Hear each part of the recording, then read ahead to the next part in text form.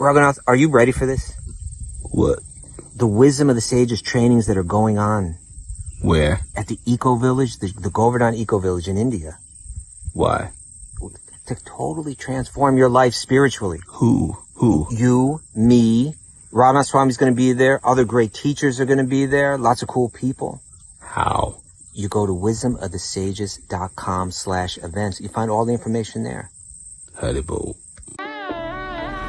Om Namo Bhagavate Vasudevaya. Om Namo Bhagavate Vasudevaya. Om Namo Bhagavate Vasudevaya.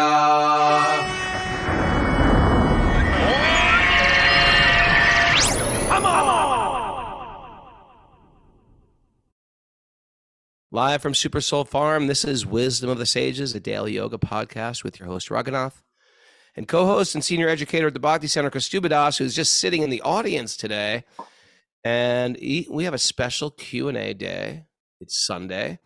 And we have His Holiness, Radhanath Swami, who's been a big, probably the inspiration for Kostuba and myself to even start this podcast and to study the Bhagavatam on a regular basis. And Radhanath Swami has been a big director of our hearts. He directs us. He's our GPS, and he gives us personal inspiration and by either instructions or inspiration just by his example and all the incredible things that he's created within his community, which is sort of global community, but mainly out of Mumbai, London, New York, and the Govardhan Eco Village, an incredible, sustainable eco village 3 hours north of Mumbai in Maharashtra, where we do our 300-hour training every year. And welcome to the show, Maharaj. Before we start, Mara, are there any announcements today, Mara? We have a Bhakti recovery group meeting today at 9:30 a.m. Okay, 9:30 a.m. Great.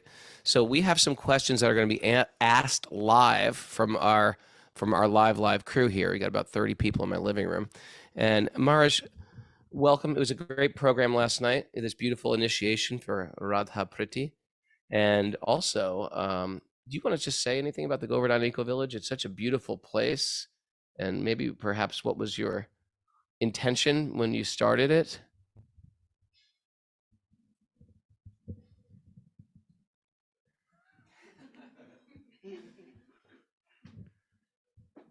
I am truly honored, grateful, and very happy to be with you, Radhanath and Kostuba, and your wonderful community. That is the idea of Govardhan Eco Village, a community that's living in harmony with the principles of Bhakti. Right now, I am sitting at the Super Soul Farm that Radhanath and Radha Priti have so wonderfully developed together. And the idea of Super Soul is to see the presence of God, who we call Krishna, to see the presence of Krishna in everything and everyone. In Bhagavad Gita, Krishna tells Aham that he is the source of everything that exists. Aham sarvasya prabhavo matta sarvam pravartate. All material and all spiritual worlds. And when we see that everything is the property of God, everything is the energy of God, and all living beings are not only the children of God, but Krishna himself is the Paramatma, the Super Soul, is within the heart of every being. The trees, the plants, the insects, the birds and the animals and the fish. And one of the great challenges is in all varieties of human beings. And beyond the ego and all of the various disagreements we have, the real unity, sisterhood, and brotherhood that is potential within the world. The real potential To understand the meaning of spiritual love is to recognize and respect the presence of God within ourselves and within others. So when we apply this principle, which is the basis of bhakti, to community, it becomes truly an eco-village. And that is the idea of Govardhan Eco-Village. And we invite you to come and spend more and more time with all of your community. Essentially, it belongs to you.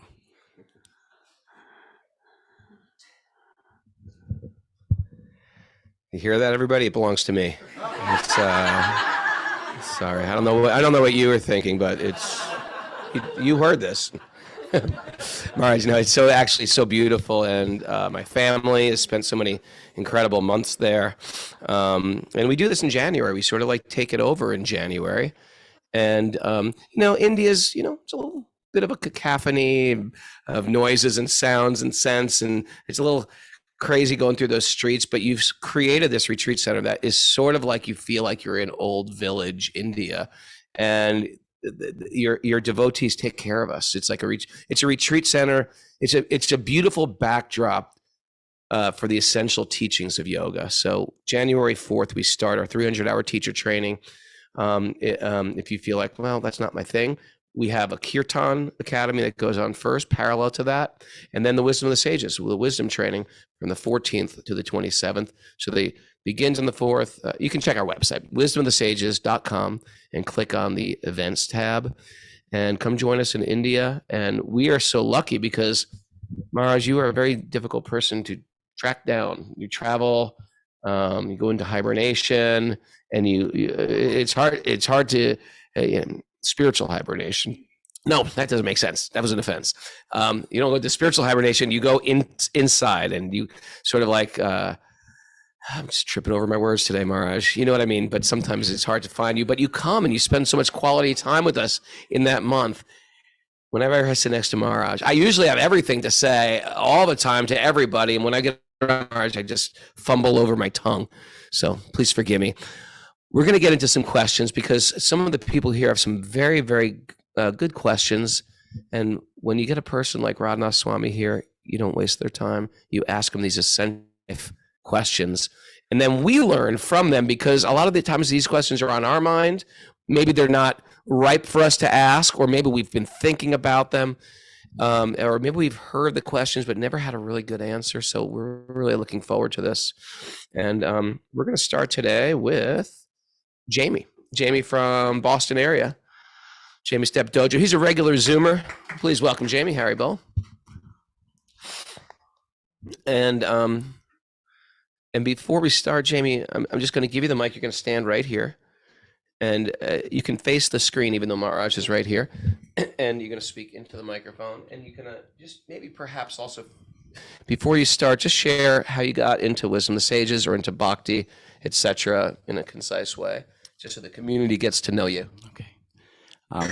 My name is Jamie. I'm from Boston. I'm in recovery. I have been for over 9 years, and I was a Shelter fan. That's how I stumbled. I was connected to Radhanath through Facebook, and in the midst of my search for spirituality, I happened to stumble on Wisdom of the Sages on a Saturday, a live show, and it spoke to me. So I started being attracted and became a regular listener. And that's it. Here I am. All right. He called me earlier too. He's got a great attitude for service, and just, he's a kind person. And he called me earlier. It's like, look, I've never been to one of these things before. I don't know what to expect. He's never been to a yoga retreat. I think you're doing great, by the way. I just want you to know that. So do you have a concise question for Maharaj? Can you hold the mic? I can. Maharaj, being on the edge of bhakti for a couple of years, finding myself struggling with a thin veil of cynicism, I would love to be all in. How can I break through this veil and have Krishna take all of me? Beautiful question.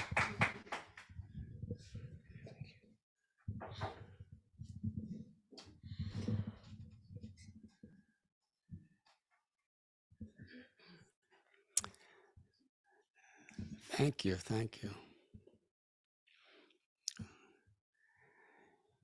Make your question into a prayer, and Krishna will guide you. Thank you.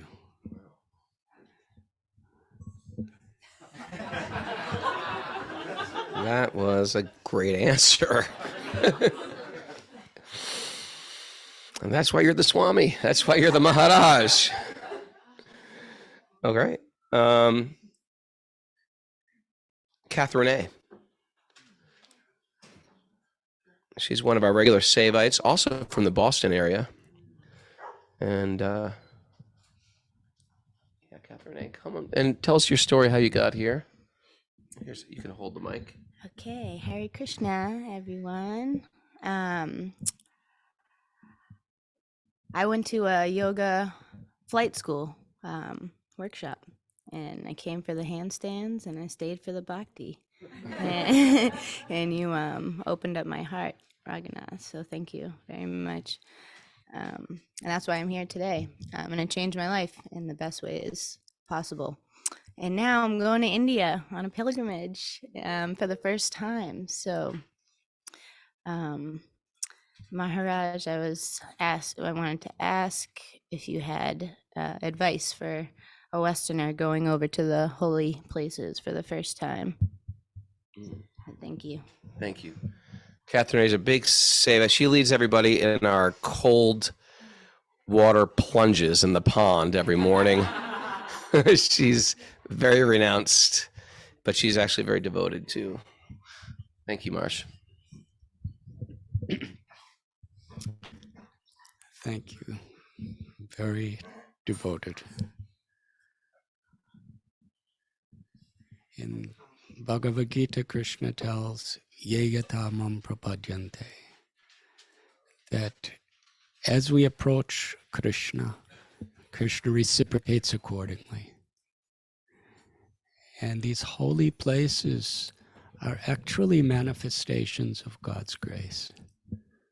The holy places of the world are infused not only with the eternal presence of the Lord's pastimes, but also with the realizations, the wisdoms, the compassion of all the saints or great souls who have been there through the ages. And according to how we are receptive, we can be transformed and truly benefited. So to prepare ourselves before going to a holy place by cultivating a very humble and prayerful mood and a real feel of urgency, that I'm not going there just for a trip, for a vacation or holiday. I'm going there to surrender my heart to the loving service of the Lord and the Lord's devotees, and to be prayerful in that way. And then with the intent that when I go to a holy place, I'm going to bathe in the mercy that is there, fully submerge myself. It might be hot, it might be cold, because God's mercy is like that. But we want to be absorbed. We don't want to be thinking about, speaking about, or acting according to the trifling, ever-changing things of the material world. Because any progress we make spiritually in a holy place is very much enhanced and intensified. But we might also have intensified other experiences also. But we should understand that's for our purification. To go with an intent, I'm going to go to surrender my heart to Krishna, to my gurus, to the saints, by absorbing myself in hearing the teachings, the pastimes, going to absorb myself in chanting the holy names and glories of the Lord, and going to come before the Lord's forms in a prayerful mood, to worship the places where the Lord has made so dear to his own Sri Radharani and Krishna's own Leelas, and especially to go in the mood of serving. We don't go to see the Dham. We go to serve the Dham. Srila Prabhupada's guru, Srila Bhakti Siddhanta Saraswati Thakur, would say, do not try to see Krishna, but try to serve Krishna in such a way that Krishna's pleased to see you. And in the same way, that is the way we should approach the Lord's home. We should not go to see the sights of Vrindavan. We should go to serve the Lord's home without selfish expectations. I've come to give my heart, to give my soul, to give my words, to give my actions, to give my life. And if we understand that this is what it really means to go on a pilgrimage, and especially to be in the company of people who can inculcate within us that spirit of service, that spirit of faith. In a holy place, Srila Prabhupada taught us, do not try to see it with your eyes. Try to see it through the faith of the heart that you have received by what you've heard. So be excited, be anticipating, and count the moments for this precious opportunity to surrender,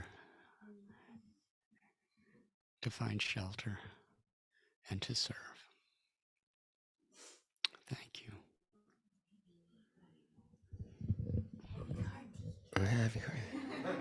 That was a beautiful answer, wasn't it? Marge, one of the best pilgrimages I went on was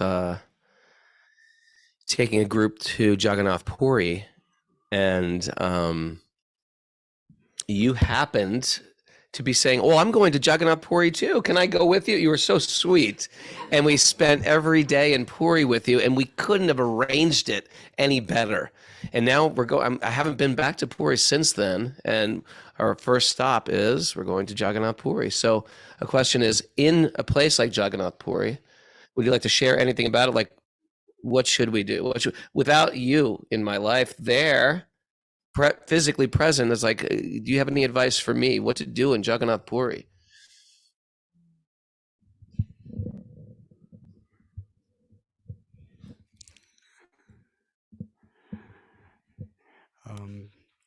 Have wisdom of the sages.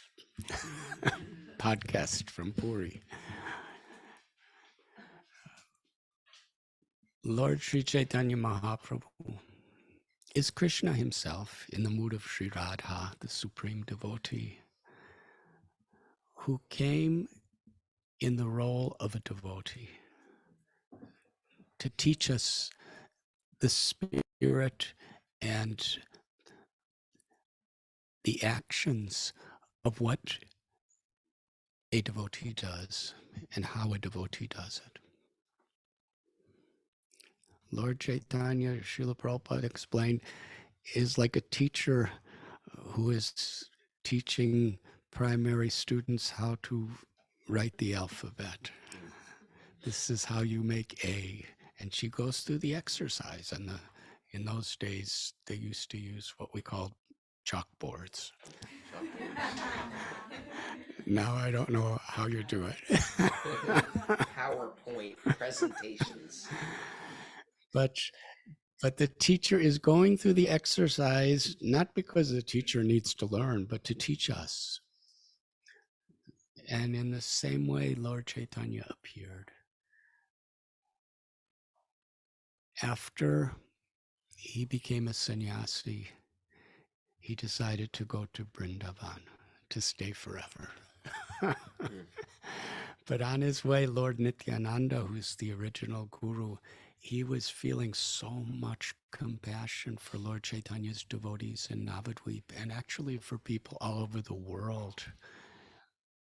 He orchestrated a very, very special route by which Lord Chaitanya came to the Ganges in Shantipur.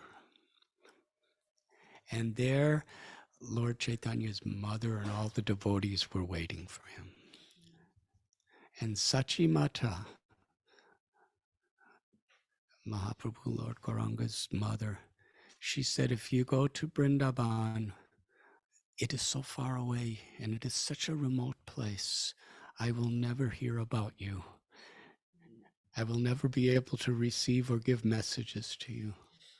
But the same Krishna that lives in Vrindavan is living in Puri as Jagannath.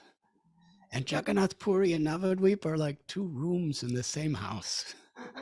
There's always people going back and forth, and I could hear about your pastimes, and I could send you prasad, your favorite foods, and I can get messages from you. So please make your residence in Jagannath Puri.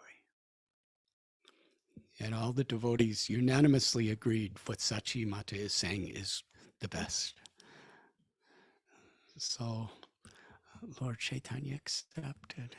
He wanted to go to Vrindavan so much. He had never been there, but to reciprocate with the affection of the devotees, he decided to make his residence in Puri.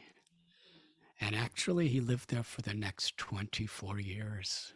He traveled in and out to South India and Vrindavan for 2 months at one time, but he based himself in Puri for 24 years. And while he was on his way, his anticipation was so intense. Srila Krishna Das Kaviraj Goswami describes in Sri Chaitanya Charitamrita that he was anticipating in feelings of separation. I'm going to be in the home of Jagannath. How many of you have been to Puri? Those of you who go, it's one of the most magnificent temples in the world. It's a very high temple, and on the very top of the dome, there's a flag. Big, beautiful flag. So Lord Chaitanya was many miles from Puri, and he looked over the fields of Odisha, and there he saw the dome of Jagannath's temple with the flag. He was just on a dusty roadside. He prostrated himself, dandavats, on the ground. And with tears of ecstasy, he worshiped Jagannath. And from that point, it's describing he was walking with so much enthusiasm. It was like his mind was going at the speed of the wind, and his body was trying to go the speed of the mind to reach Puri. And when he came into the temple, of course, some of you may not be able to go in the temple like he did, but when he went into the temple and he saw from a distance Lord Jagannath's form, he started running to embrace Krishna. And when he came close to the deity, he was in such a combination of ecstatic love, prema bhakti, that he fell unconscious. And the guards were ready to just, who is this Swami running in and falling on the ground? They were about to remove him. But there was a great scholar and saint named Sarvabhauma Bhattacharya who happened to be there. And this person is extraordinary. There was no symptoms of life in Lord Chaitanya's body. They couldn't detect heartbeat, breath, pulse, but he understood from a particular little test that he was in a state of samadhi, where there's not even symptoms of physical life except the slightest. And Lord Chaitanya remained in that state. He was brought home for several hours until Lord Nityananda and other devotees came and they chanted this Hare Krishna Maha Mantra very loudly for several hours. And then Lord Chaitanya came up and said, why did you take me here? I was in Vrindavan.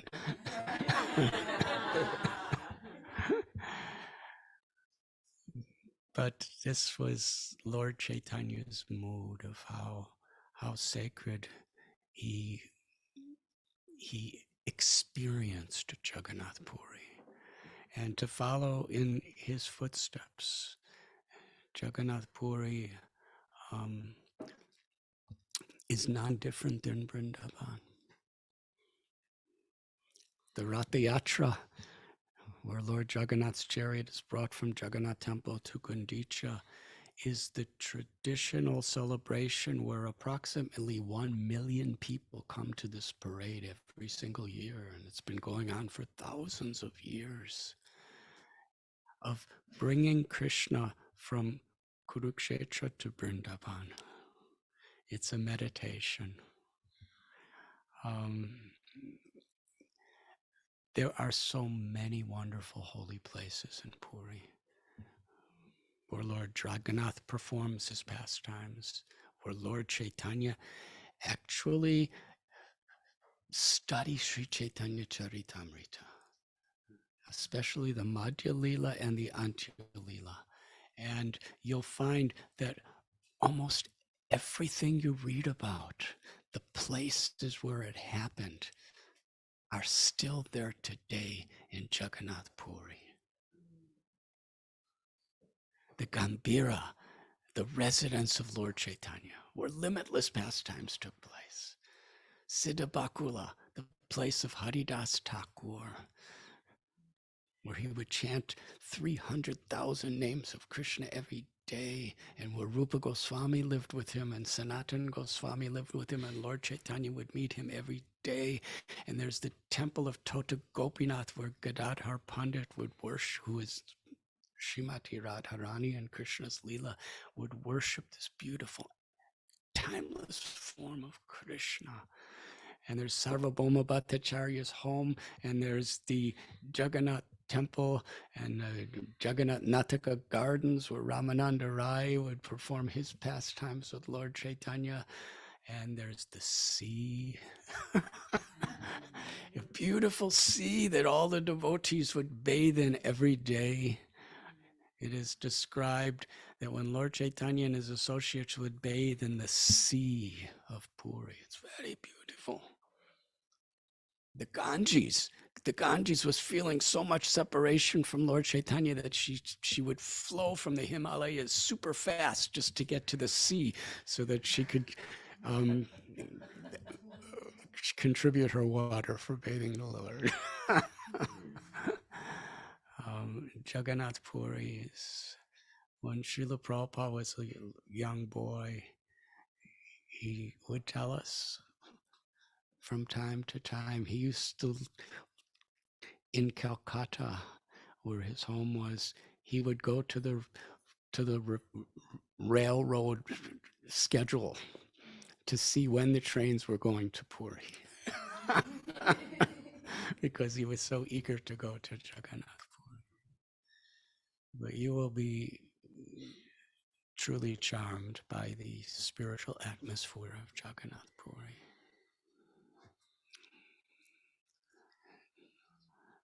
I congratulate you. I pray for you. And I wish I could be there with you. I remember we went to Ganga Mata Goswamini's place in Jagannath Puri near the Sweta Ganga. Yeah. One beautiful experience after another. Thank you, Maharaj. Now it's ignited in my heart even more. So, continuing on with our good questions. Mara, how's the, can you hear Maharaj okay? I have a pretty big mouth and he's a very, and are we good? Yeah, you're good. Thank you. Okay. So I'd like to ask Paul from Manhattan to come down. Paul, he's a regular Zoomer. He asked a question yesterday too, and I think it's his first sort of like Wisdom of the Sages retreat, but he's taken serious his spiritual life and going through some transformation. And he lives right around the corner from the Bhakti Center. I do, yes. So welcome again. So come down so you can see yourself, and then you can hold the mic if you want to speak. Thank you. Question, right? Yeah, I'm kind of a little bit like you. I'm getting a little tongue-tied when I'm usually not. So I'm curious to know. I'm a poet and a chef and a creative, an artist, a performer. A lot of the projects I've done in the past, I'm very grateful that I have had some success, but I usually wind up putting my fist in it with ego and letting the ego take the wheel, and then it ultimately crashes and burns. And I would love to know how one can be bold and be a performer and utilize the gifts that God has given us without without putting ego into it, and remaining humble and remaining of service. Thank you so much. Thank you. Beautiful question, right? Right. Thank you.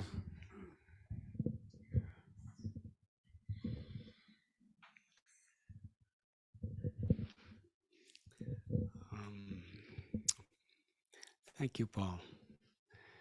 Just that you have this desire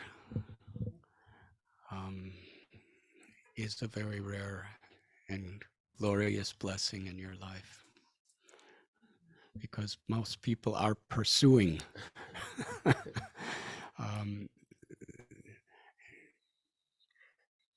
fanning the flames of the ego to be hotter and hotter and hotter.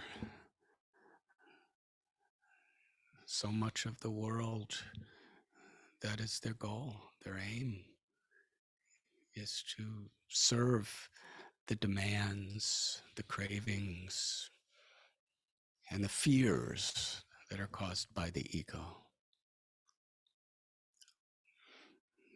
The false ego, or ahankar, is the subtlemost thing and the grossest most thing in all of creation. And how it manifests and how it is expressed can implicate and complicate our lives in ways that are totally beyond our capacity to unwind. And that is where we need to take shelter.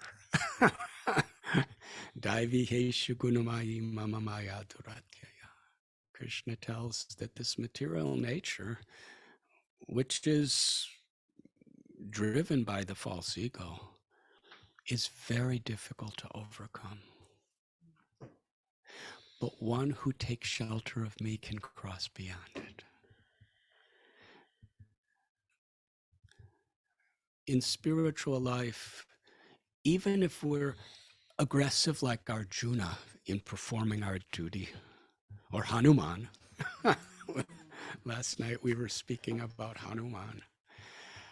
Hanuman was Trinadapi Sunichena, Taror Ibasi Hishnana, Amanina Manadena Kirtaniya Sadahari.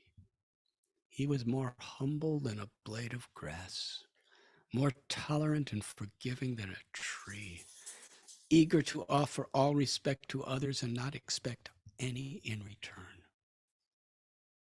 In this mood, we could chant the names of the Lord constantly, because we'll be feeling love for the Lord while we're chanting.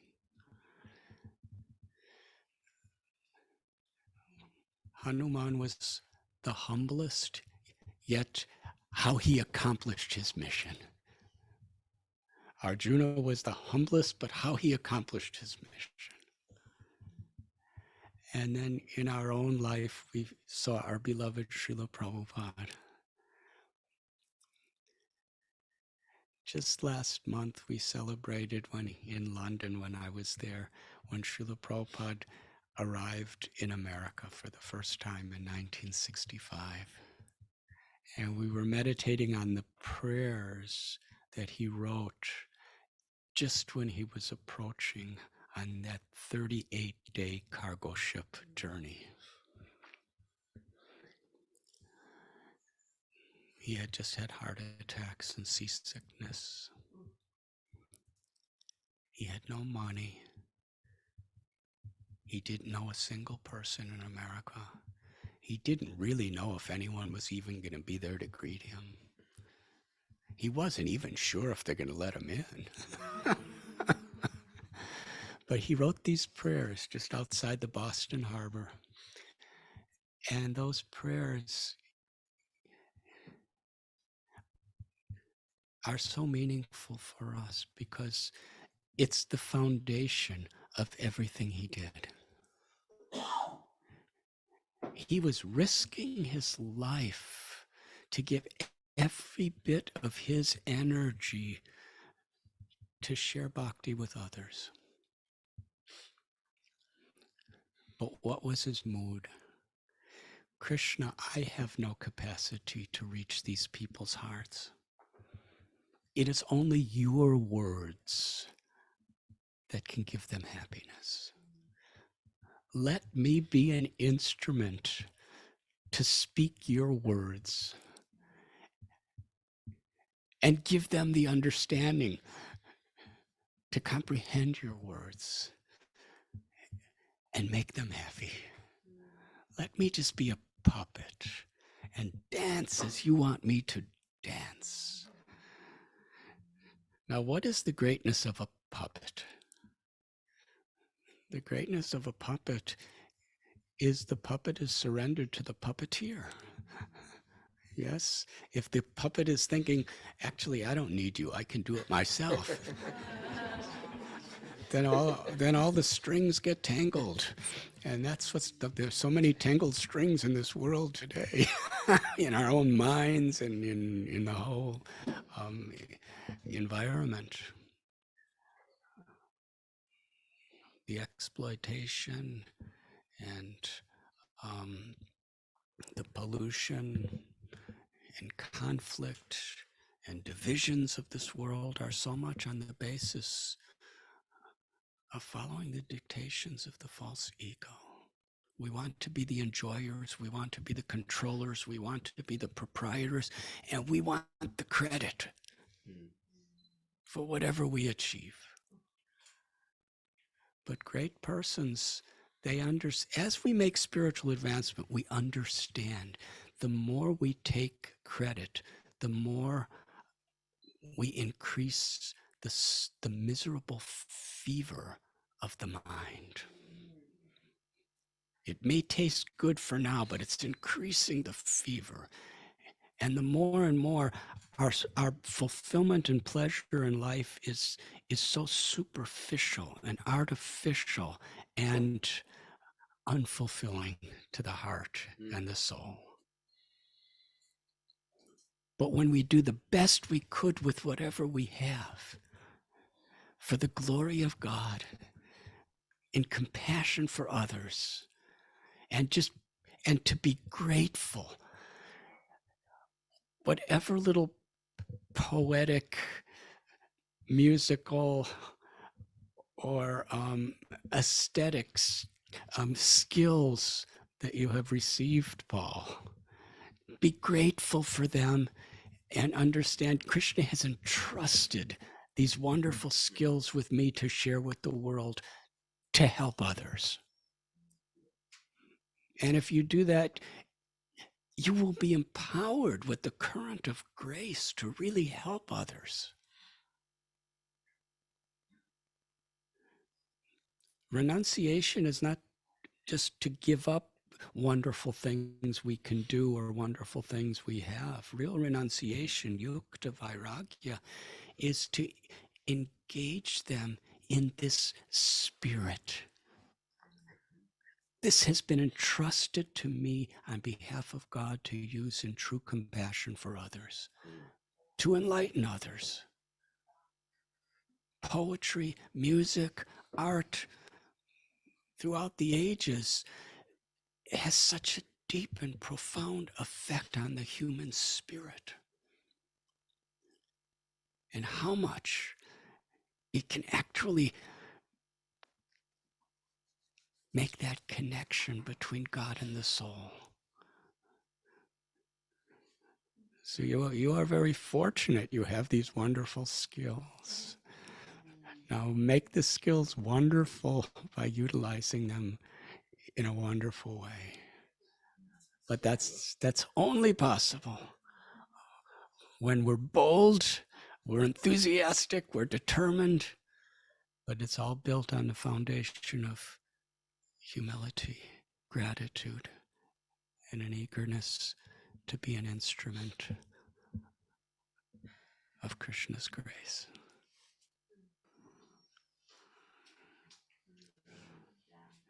And then if you fail, you're happy because you had the chance. And if you succeed, you're happy because you had the chance. Thank you. It's similar to the beautiful point you made yesterday in class when Jatayu was fighting Ravana, and you said, well, who won that fight? It appears like Ravana won, but Ravana loses, dies a horrible death. Here is Jatayu, who's like giving his life to fight for on behalf of Mother Sita and Ram, but he dies, but he won. It was beautiful, Maharaj. That was a beautiful answer. I think you're a beautiful man. No, but you are seeing everything like that. Oh, what a nice day today it is, everyone. What a beautiful day for a beautiful day. I'm going to call up Jiva G, life coaching. Jiva G is a regular Zoomer, lives in Munich with her husband Lex, who's a great soul. They've been living here for the last 8 days or so, 9 days, and it's really a pleasure to have them around. They bring my spirits up. And she's one of the big founders and heading up our Bhakti recovery group, which is incredibly important because sometimes we're going through stuff in life. We're digging up some trauma, we're digging up some pain, and it keeps us, if we don't address that, it keeps us from doing the basics, from sitting in meditation, from being able to hear the holy name. It keeps my mind not being able to forgive or to be honest or to be straightforward, and it keeps my secrets buried. So she had an important question that we were about to ask Maharaj yesterday at dinner, and then somehow we got interrupted and we never got the answer, and I think it's a very important question. Would you come up here, Jiva?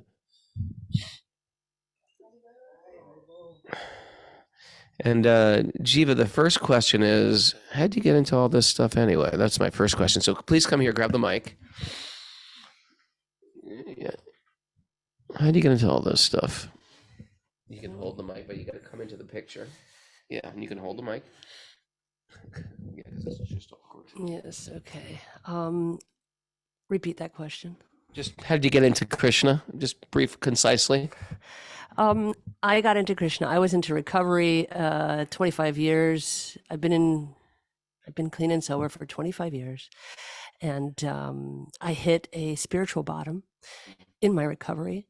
I had been in a very difficult time because as recovery goes and life and God goes, there are layers and layers and layers and layers. And realized at one point in my recovery that I could not go any further without getting to some issues. It was stopping and my connection with God.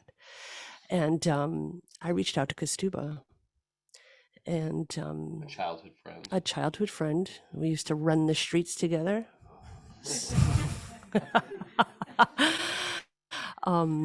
And he offered his amazing services by sitting with me once a week and reading the Gita.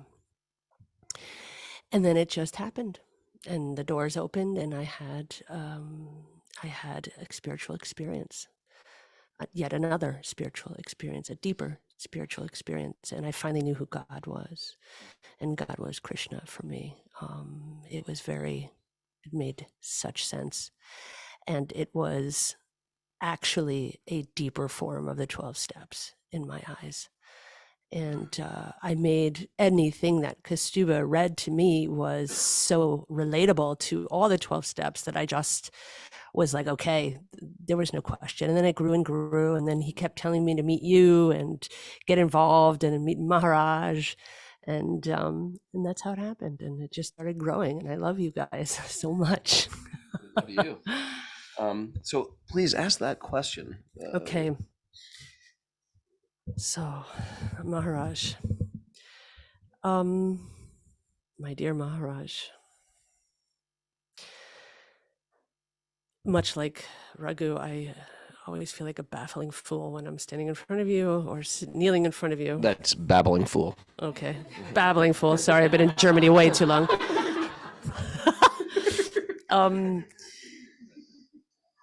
So, in the Bhakti Recovery Group, we really practice surrender, trust Krishna, clean house, and do service.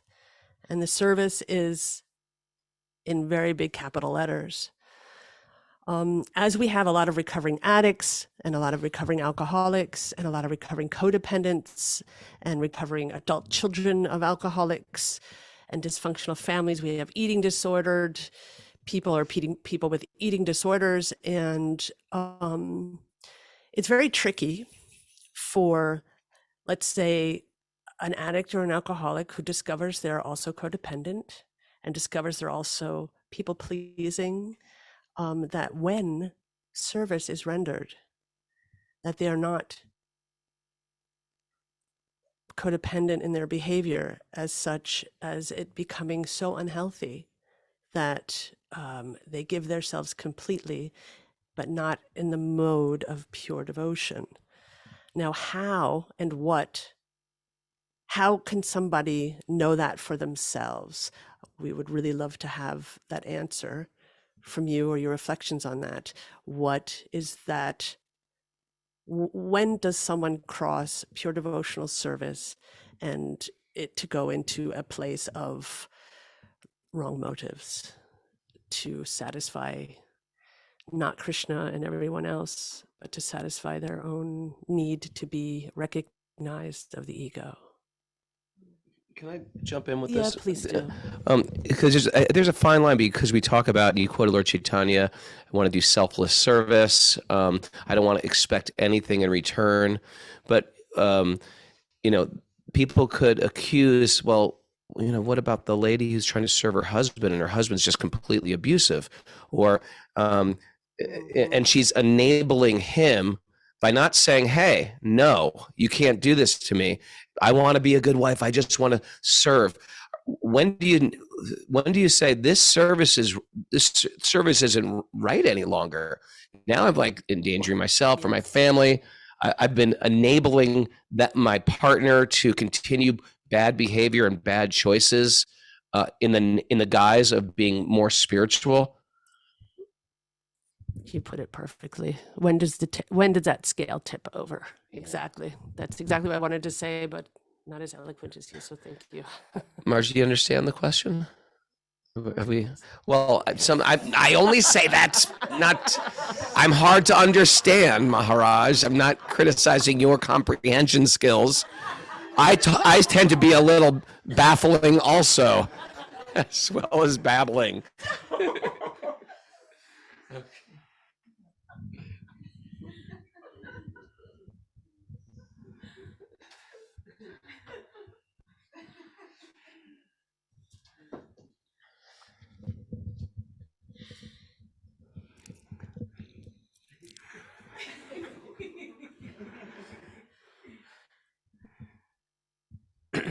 Thank you, Jiva. Thank you for taking on this service. It is truly one of the most urgent, critical needs of the world.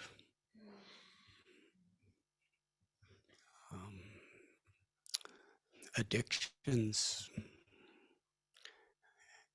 and obsessions.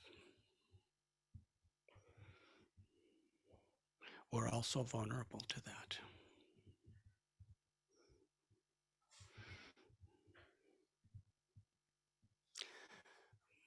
But within even disastrous situations, we have to look for the blessing that may not be in the situation, but it's there waiting for us in our life, even in spite of the situation. And of course, wherever we have been abusive or we have been abused, by these, whether it's substance or other types of addictions, it's never a good thing in itself. But there comes a point when we can recognize a blessing that we've been missing our whole life. And that is seeking shelter, finding shelter in God's grace, and sharing that shelter with others.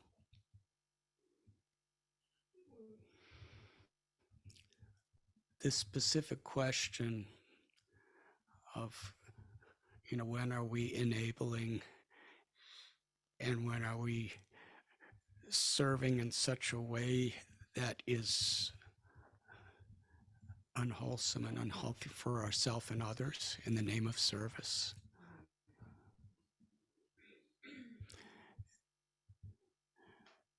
And when do we really have to think about protecting our own rights and our own needs?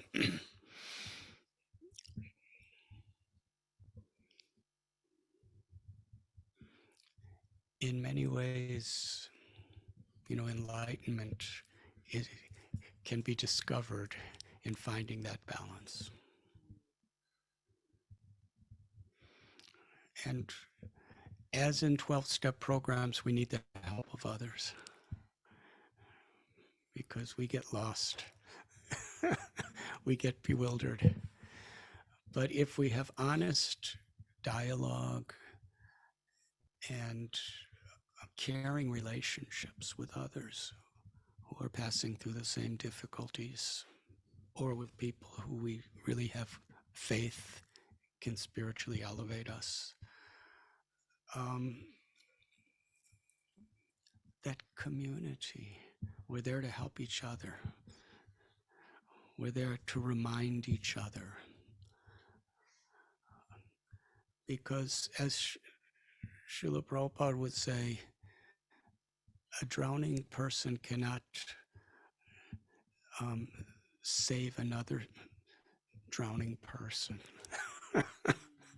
We do have to take care of ourselves to have the strength to actually help others. We do have to be spiritually strong. We do have to we do have to protect ourselves from abusive situations in order to really help another to progress. And how to do that. And I believe that the 12-step program that you're teaching and that you've been a part of for so many years is creating dialogue and community of people with experiences where we can help each other to open our hearts, to receive and to share. Because every situation is quite unique. So it's difficult to speak in much detail on that level.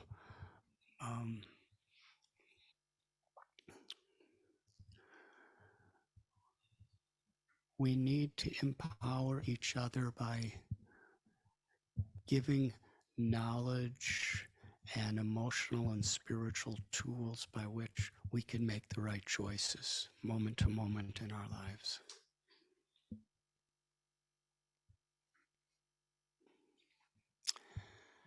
I was recently with some refugees from Ukraine when I was in Italy, and there was a mother and a very small child, maybe 1.5 years old. And I just happened, the child is completely dependent on the mother now. There's no home, there's no anything.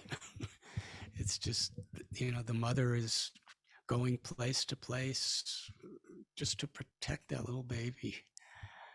And of course, unless she's in a good condition, the child is in a very desperate condition. And as I was speaking, I just happened to see it became cold. And as soon as she felt cold, she immediately started putting little blankets on her baby.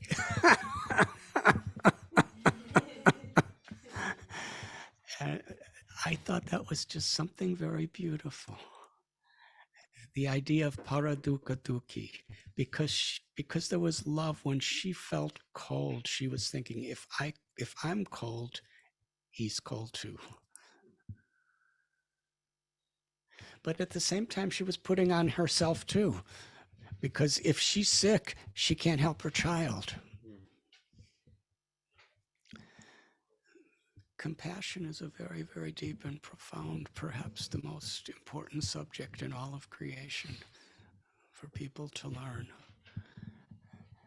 And compassion is not only to give ourselves to enlighten others, but to prepare ourselves so we're in a situation where we have the strength to do so.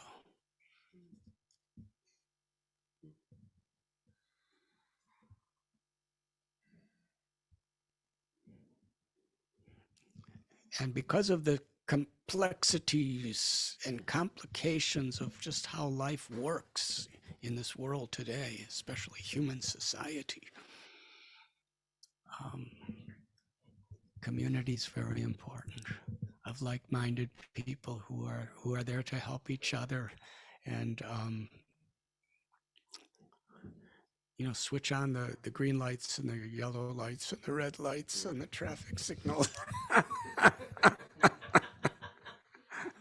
Because we need each other. I hope that helps. Thank you, Maharaj. Yeah, there's a beautiful desire to want to serve.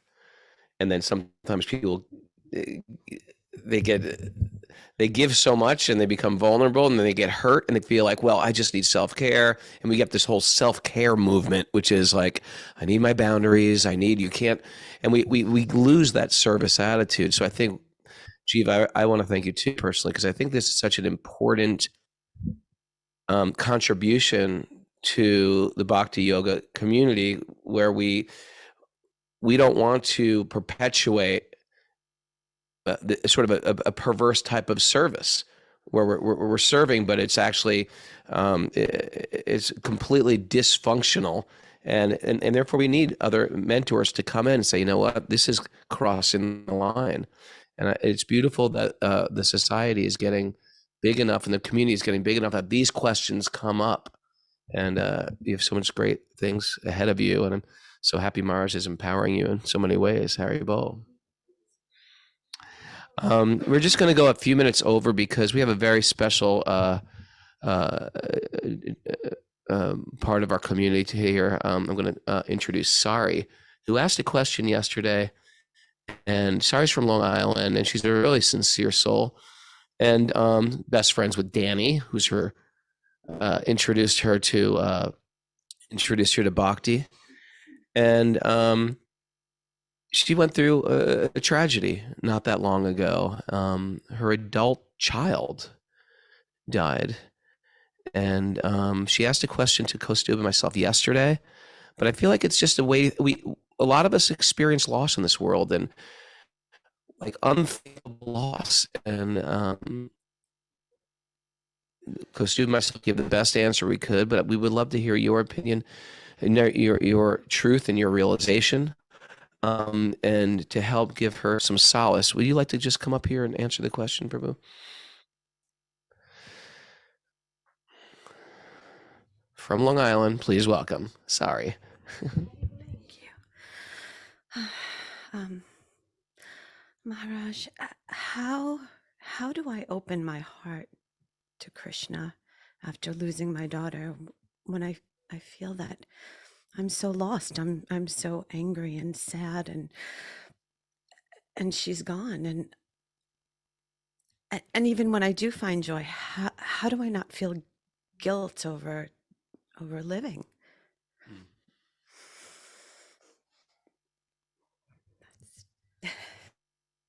Happy.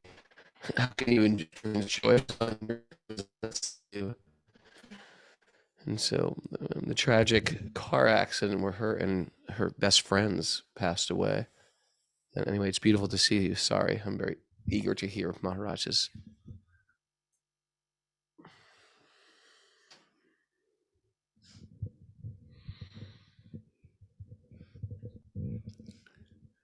I'm very sorry.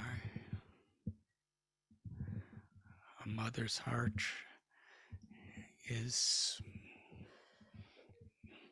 something that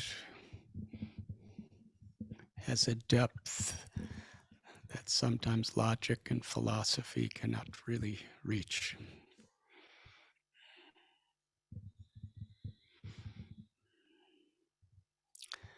But the tools that Bhagavad Gita and other holy scriptures and saints have given us are most essential in every aspect of life, including such inconceivable tragedies of what your motherly heart is enduring.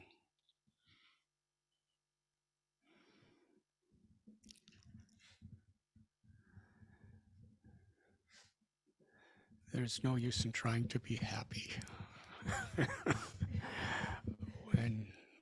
when you're mourning.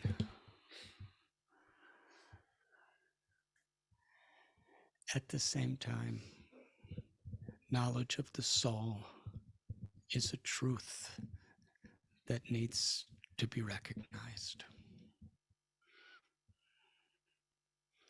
Yesterday, our little Tarun,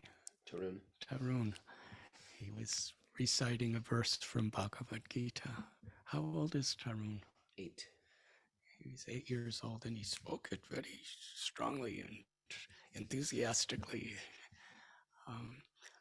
Dehinosmin yatha dehe, describing that the nature of the soul is it is passing through different stages of life, from the embryo to babyhood, childhood, teenage, adolescence, adulthood, old age, and then eventually the soul passes in the same way out of this body to another place. This soul is part of God. And the idea of yoga is connection. In God, in Krishna, we can be connected with all other souls.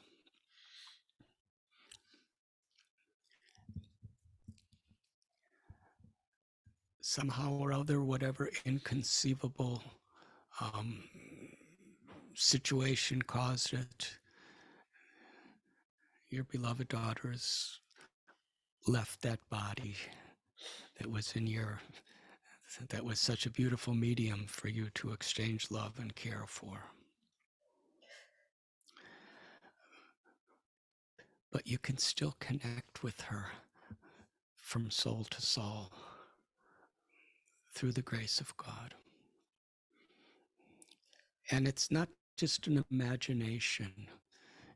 It's based on scriptures and saints and realizations and yogis that, when we offer our devotion to the Lord, chanting Radha and Krishna's names, chanting God's names, when we're performing puja, when we're performing service, when we're offering prayers, and we're dedicating, our love for the soul of your child to be blessed.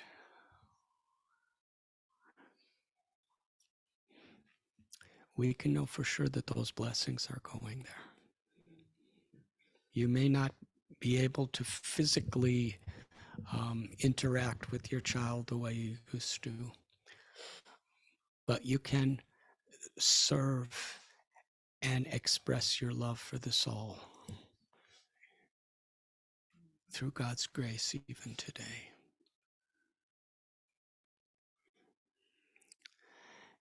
And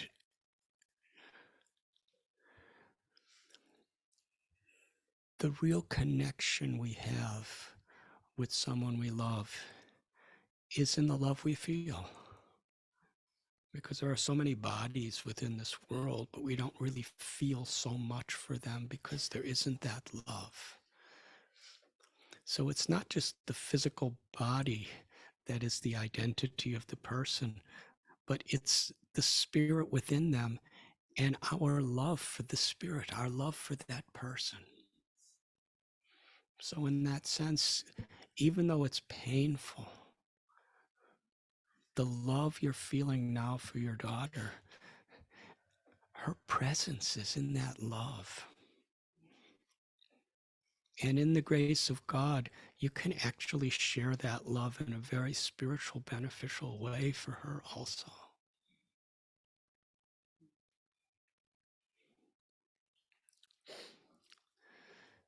Srila Prabhupada and the saints would, in a very simple way, say, keep Krishna in the center of your relationships, of our relationships with each other. And when we actually put Krishna in the center of our relationships really, truly are beyond geographical separation and beyond even the concept of death.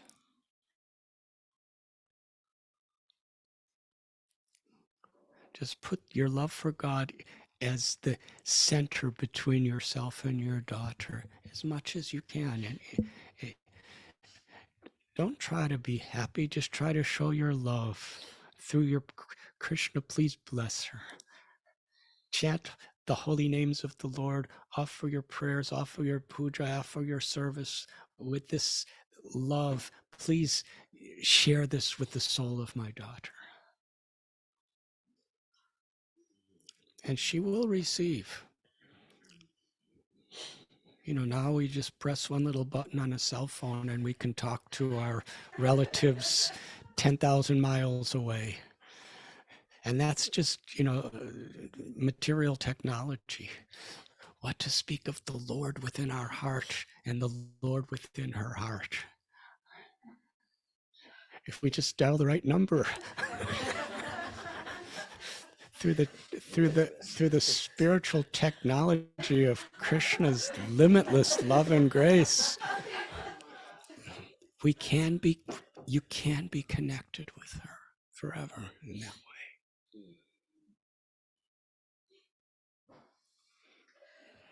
way. Let us all pray for, what is your daughter's name? Cassandra, let us all pray for her. And let us all pray for Sorry.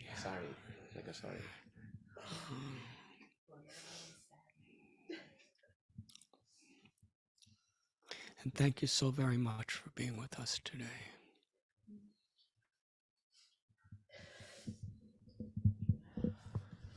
All Maharaj, thank you so much.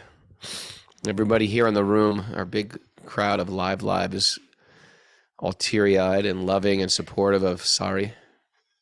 And it's real. It's times like these where we realize that thank God for God, and thank God for the Vedic teachings that for really can frame out spiritual existence and how to move throughout this world with all the great fortune that happens and all the like tragic loss, and how we can find some way to view it so it brings us higher instead of takes us down. And Maharaj, we want to thank you.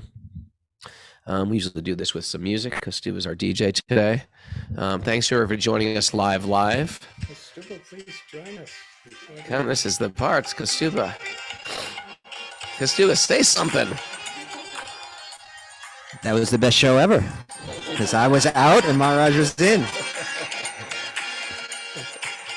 I want to thank His Holiness Radhanath Swami Maharaj. If you haven't seen that, if you haven't read his book, A Journey Home, best book. If people say, hey, what's a good book to get into this type of stuff? It's such a good read because it's like an adventure, philosophy, travel book that you can't put down once you start it. It's the new autobiography of a yogi for the modern age. And Maharaj, the follow-up journey within, incredible. So check out those books on Amazon or wherever you get books. And thanks everybody for joining us. And Maharaj, I am so grateful you're in my life. I feel so blessed. Thank you. Okay, everybody, you can clap. If you like what we're doing, this is a community-supported podcast. Patreon.com/Wisdom of the Sages. If you like the show today, go to YouTube and write a comment. And go to Apple Podcasts and leave us a 5-star review. It helps our algorithms. Thanks, everybody, for joining us. It is a beautiful day. For a beautiful day, let the magic continue. Haribol.